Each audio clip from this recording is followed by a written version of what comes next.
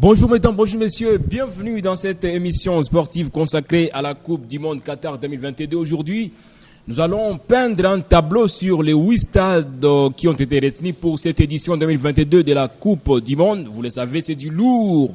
Il y a de très beaux stades qui vont abriter cet événement planétaire du roi football. On va revenir sur les 8 stades avec des commentaires, mais aussi avec des chiffres un peu pharaoniques, puisque plusieurs milliards de dollars ont été débloqués pour construire ces stades, puisqu'à l'époque, il n'y avait qu'un seul stade qui existait officiellement au Qatar. Il y a 8 ou même plus de 8 stades qui ont été construits, mais seuls 8 vont abriter la Coupe du Monde qui débute ce dimanche. Bienvenue dans cette émission, dames et messieurs.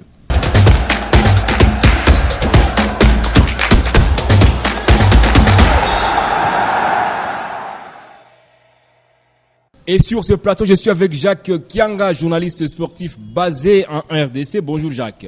Bonjour Richard Mouima, on dit aussi bonjour pendant ce temps à tous ces internautes qui suivent déjà la chaîne lesvolcanews.net. Bonjour à tout le monde. Nous sommes dans la fièvre de la Coupe du Monde. Aujourd'hui, on parle des 8 stades qui ont été concoctés par le Qatar. En tout cas, 8 stades sont sortis des terres du Qatar. Il y a 8 stades, bien évidemment. Le stade de Lusail, le stade de Baït, sans pour autant oublier des stades comme Al Khalifa, le stade Al Khalifa International Education City, le stade Ahmed bin Ali Toumama, mais aussi le stade 974 et le tout dernier stade, c'est sans nul doute le stade Al Janub. Nous sommes toujours au Qatar. Il y a des stades, mais quand même revenons d'abord sur ces chiffres qui me paraissent un peu pharaoniques. Les coûts pour la construction de ces 8 stades, ça varie entre 6,5 et 10 milliards de dollars américains. C'est énorme. Moi je pense que c'est énorme, oui, mais vous l'aviez évoqué juste en introduction de cette émission. Il n'y avait pas des infrastructures sportives au Qatar. Et quand ils l'ont fait, ils ont un peu fait dans la démesure parce que déjà c'est des stades qui ont un peu de nuance par rapport à d'autres stades qu'on connaît. On connaît des stades comme le Santiago, comme l'Allianz Arena. Il y a beaucoup de stades, le Parquet de Princes. Mais de la technologie pour la climatisation, il n'y en a pas. On sait tous déjà qu'au Qatar, pendant cette période de la Coupe du Monde, il y aura une chaleur intense. Alors le Qatar a voulu pallier à cela en mettant aussi d'autres technologies comme les clims dans les stades. Et là, je pense que ça a beaucoup valu au Qatar. Mais quand on sait aussi que c'est une première édition, il n'y avait pas de stade parce que le Qatar, c'est une nation qui n'était pas connue pour le football. Et là, je pense que ça devrait coûter pour une nation qui s'appelle le Qatar. Mais quand même entre 6,5 milliards de dollars et 10 milliards, c'est plus que plusieurs budgets des pays qui sont connus, notamment ici en Afrique. Moi, je pense que c'est là la folie Qatar pour ces mondiales en 2022. Ça, c'est juste pour les stades. Bien sûr, juste pour les stades. On ne parle pas d'autres infrastructures hôtelières, par exemple, ou bien d'autres.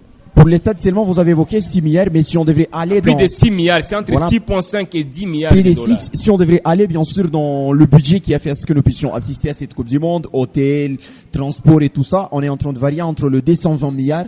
Et je pense que le Qatar s'est beaucoup investi dans cette Coupe du Monde. On espère bien avoir une Coupe du Monde à la hauteur de toutes ces dépenses. On l'espère bien vraiment, Richard. Il faut même le préciser que le Qatar, c'est le deuxième pays asiatique à organiser une phase finale des Coupes du Monde, puisque pour la dernière fois que l'Asie a pu abriter une Coupe du Monde, c'était en 2002 exactement. C'était une Coupe du Monde organisée, je pense, par le Japon et la Corée du Sud. Effectivement, c'était en 2002. Et on se souviendra longtemps de cette fameuse coupe de RNF Ronaldo avec les Sacres du Brésil. Je me souviens bien de ces instants, même si j'étais encore petit. Mais au moins, c'était peut-être la première Coupe du Monde que j'avais vécue. Mais même si j'étais pas beaucoup plus conscient, j'avais au moins vu certains matchs. On se souvient longtemps de ça. Le Qatar aussi sera une deuxième nation asiatique. On espère que le Qatar va nous offrir aussi le délice. Pourquoi pas encore le Brésil remporter en Asie? Mais c'est le tout premier pays du Moyen-Orient à abriter une phase finale des Coupes du Monde. Le Qatar, c'est quand même un petit État qui ne compte que 2,7 millions d'habitants. C'est presque la ville de Goma, la petite ville de Goma dans l'est de la RDC. 2,7 millions d'habitants. C'est un pays désertique, on le sait bien. Il fait extrêmement chaud au Qatar. Mais moi, c'est un petit pays, c'est peut-être le plus petit pays de l'histoire à avoir abrité une phase finale des Coupes du Monde. Et c'est pour ça, je pense que le Qatar a voulu abriter cette Coupe du Monde pour aussi ouvrir son pays à d'autres nations, à d'autres cultures, à d'autres gens qui devraient venir. Le Qatar, c'est pas seulement l'objectif organiser la Coupe du Monde, mais c'est aussi ouvrir les horizons pour cette nation qui est en train d'émerger depuis un moment. Le Qatar est en train de faire parler d'elle ou faire parler de lui parce qu'il y a aussi, vous aviez évoqué ses dépenses, vous aviez évoqué tout ce qu'il y a comme richesse au Qatar. Et je pense que la Coupe du Monde, ça va servir de tremplin pour la bonne visibilité, pour l'ouverture à cette nation. Elle est petite, mais attention, ça reste tout de même le Qatar. Le Qatar, certainement, c'est une petite péninsule du Golfe Persique. Et c'est un pays dont le statut est la monarchie absolue. Ce n'est pas ce qui est intéressant. Nous, on parle des stades du Qatar. C'est vrai, l'étude comparative qu'on pourra faire ici ne vaut pas certes son pesant d'or, mais les stades, le plus grand stade du Qatar, c'est le stade de Louzei, bien évidemment, qui a une même capacité d'accueil que le stade des Martyrs, 80 000 places assises. Bien évidemment, pour un stade du Qatar, c'est énorme. C'est comme le stade des Martyrs en RDC. Ouais, je pense que c'est son stade qui va abriter certains matchs, c'est un stade qui va abriter la finale. C'est plus que le stade de France. Bien sûr, c'est plus que le stade de France parce que le stade de France, ça varie entre le 60 et 70 000. Mais déjà, le stade de Louzei au Qatar, c'est 80 000 supporters qui vont assister à la finale parce que c'est là que ça va se jouer la finale de cette édition de la Coupe du Monde. J'espère bien que le Qatar l'a bien fait. On va réussir à le découvrir parce que c'est un stade qui a été récemment inauguré. C'est un de nouveaux stades qui a été construit pour l'occasion de la Coupe du Monde et on espère bien que ces 80 000 supporters se répondront présents pour des matchs qui vont s'y jouer pour la grande finale. On espère vraiment que ça va être la fête du football avec ces 80 000 supporters dans ce stade de Louzei. On l'a dit au début, le Qatar c'est 2,7 millions d'habitants, mais au moins il y a 1 million de spectateurs qui sont attendus au Qatar juste pour suivre la Coupe du Monde. Ouais, c'est la Coupe du Monde, c'est la plus grande messe du football au niveau mondial. Tout le monde rêve de suivre la Coupe du Monde, tout le monde rêve de participer à une Coupe du Monde. Et quand vous avez des joueurs qui vont y aller, des grandes stars venant de partout au monde, il doit aussi y avoir des supporters qui viennent. S'il y a des millions de gens qui sont attendus au Qatar, il y a aussi des moyens qui ont été investis pour recevoir ces gens, même s'il y a beaucoup de restrictions. Mais moi, je prends plus le volet footballistique et je pense que les supporters vont se régaler. Il y a les athlètes qui vont se régaler et je pense que le Qatar sera une nation qui va s'ouvrir encore au monde, comme je le disais tantôt. C'est une nation qui va s'ouvrir à d'autres cultures avec tous ces gens qui vont venir. Ça va être la grande fête du football dans la nation qatari. La nation qatari, le Qatar, sans nul doute, c'est un pays qui est en train quand même de se chercher un chemin de façon un peu forcée dans la cour des grands. On sait quand même que c'est le stade de Louzei, comme je l'ai dit au début, qui est le plus grand stade avec 80 000 places assises.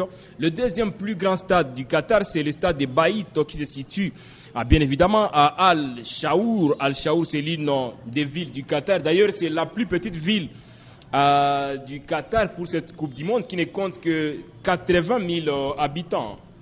Ça compte que c'est 80 000. C'est ce stade-là qui va abriter le match d'ouverture. Le match d'ouverture, pour ceux qui nous suivent, ne pourra pas se jouer à Doha, qui est pourtant la capitale, mais c'est plutôt autant pour moi à Al-Shaour. Et bien sûr, c'est là que ça va se jouer dans ces stades que vous avez évoqués, 60 000 places. C'est déjà au nord de Doha, c'est stade Al-Baït d'Al-Shaour. Et je pense que le Qatar va jouer son premier match là-bas. Est-ce que le Qatar va gagner? On ne sait pas encore plus, mais au moins, on sait que c'est là que ça va se jouer le match d'ouverture et on espère que ça puisse bien se passer pour le Qatar parce que la fête du football, ça peut être aussi bien si la nation qui organise réussit à gagner son premier match. Mais loin de là, je prends pas position pour la sélection du Qatar. On laisse les meilleurs jouer, mais c'est là que ça va se jouer la première confrontation de cette Coupe du Monde. C'est dimanche 20 novembre 2022. Nous sommes déjà à quelques heures de ces matchs entre le Qatar et l'Équateur.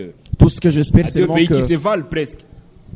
Il y a un peu de différence parce que le Qatar, ça peut partir un peu favori, mais au moins, tout ce que je sais, c'est que le Qatar devrait faire en sorte que les 60 000 spectateurs puissent répondre présents et que la fête soit totale déjà pour ces premiers matchs parce que d'entrée, si on ne réussit pas à remplir ces stades à 60 000 supporters, ça va être une mauvaise image qu'on va renvoyer peut-être de cette Coupe du Monde quand c'est la nation organisatrice qui joue et on ne réussit pas à remplir 60 000 spectateurs. Ça fera un peu tâche peut-être, mais j'espère bien que ça va se remplir ces stades d'Al-Baït Al-Shaour. Il faut me le dire, comme on l'a dit, le stade de Louzei, 80 000 places assises, va abriter 10 matchs au total. C'est le stade qui va accueillir les plus de matchs, dont d'ailleurs la finale qui va se disputer le 18 décembre prochain au stade de Louzé. Ouais, c'est là que ça va se jouer. 80 000 spectateurs, comme on l'a évoqué. Jusqu'à présent, je croise le doigt. Je ne sais pas c'est qui va s'offrir le luxe de jouer cette grande finale, mais au moins, si on va pas réussir à jouer la grande finale, au moins il y a d'autres matchs qui vont se jouer là-bas, dans cette enceinte, le plus grand stade de cette Coupe du Monde de Louzé. Espérons que ça offre de meilleures aventures à tous ces athlètes, de meilleures aventures à tous ces spectateurs. Mais les stades que moi je préfère le plus, Richard, c'est le 974. On va quand même en parler certainement, mais quand même, il faut le dire, Louzé City, c'est une nouvelle ville qui a été créée circonstanciellement. D'ailleurs, on l'appelle une ville planifiée.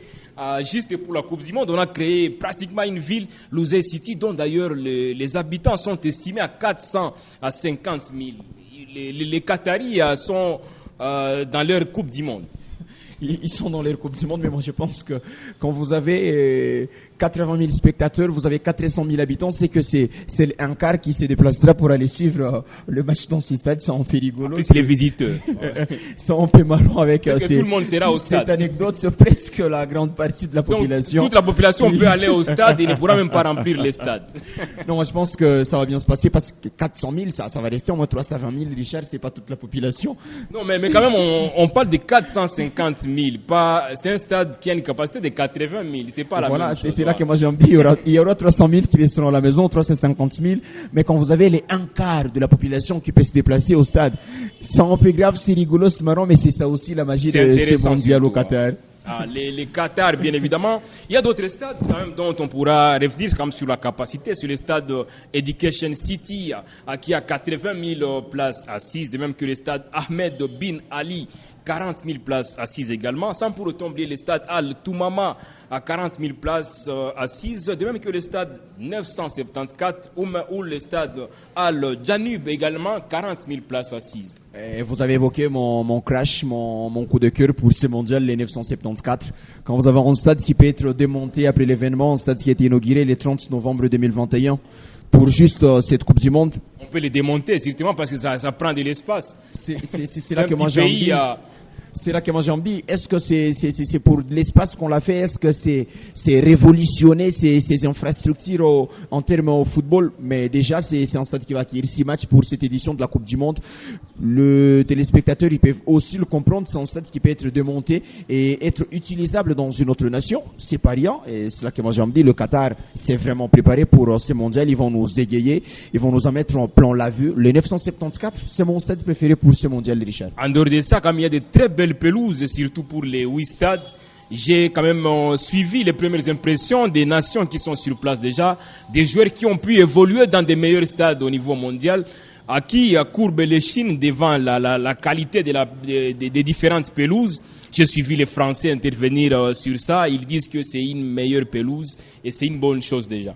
Alors c'est pas pour rien, on doit le dire, c'est pas pour rien que le Qatar s'est beaucoup investi, est allé dans l'exubérance, aller jusqu'à dans l'excès bien sûr à 6 ou 10 milliards pour juste ces stades. Si ça va répondre aux attentes de ces athlètes, parce que des fois il y a aussi la pelouse qui facilite les blessures chez certains athlètes, et quand vous êtes sur une Coupe du Monde qui vient en pleine saison, il y a des garçons qui sont en accumulation de matchs, qui n'ont pas peut-être bien préparé ces mondiales pour les temps records qui a été offert pour la préparation. Quand vous avez une pelouse qui vous facilite la tâche, c'est déjà bien. Et à ce niveau, on peut dire chapeau bas au Qatar pour ça. Chapeau bas au Qatar certainement, qui a mis des moyens pour créer ou bien évidemment construire des très beaux stades qui pourront bel et bien abriter différents matchs au menu pour la Coupe du Monde dont nous sommes dans la fièvre exactement. Il y a quand même quelques villes qui vont abriter à cette Coupe du Monde. C'est le cas de la ville de Al Rayyan d'ailleurs qui va abriter, il y a plusieurs stades.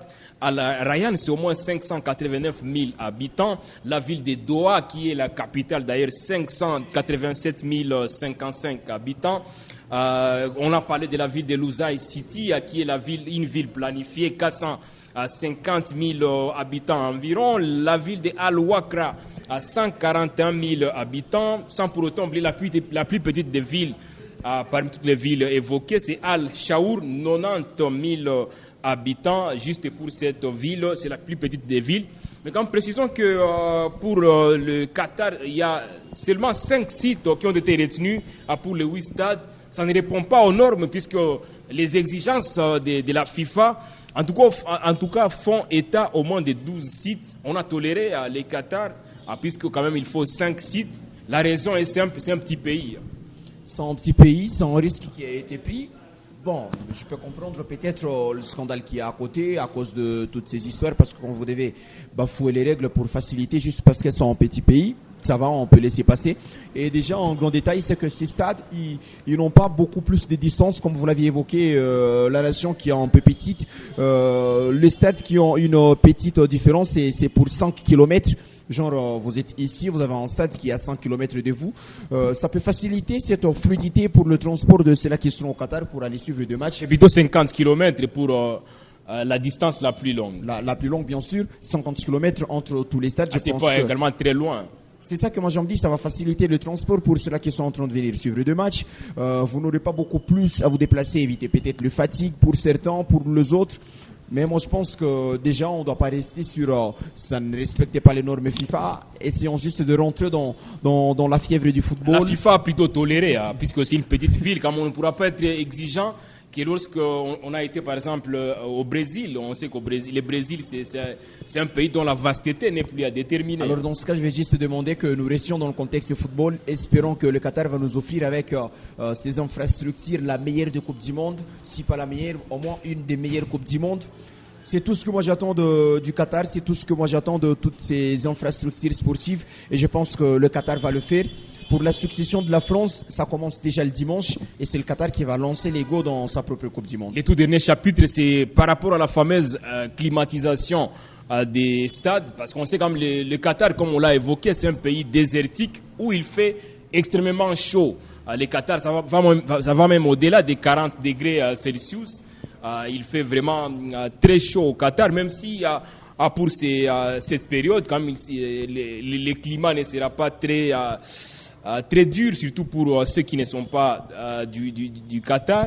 Mais au moins, les autorités qataries, d'un commun accord avec les autorités footballistiques au niveau mondial, ont levé l'option certainement de chercher une certaine acclimatisation pour les stades.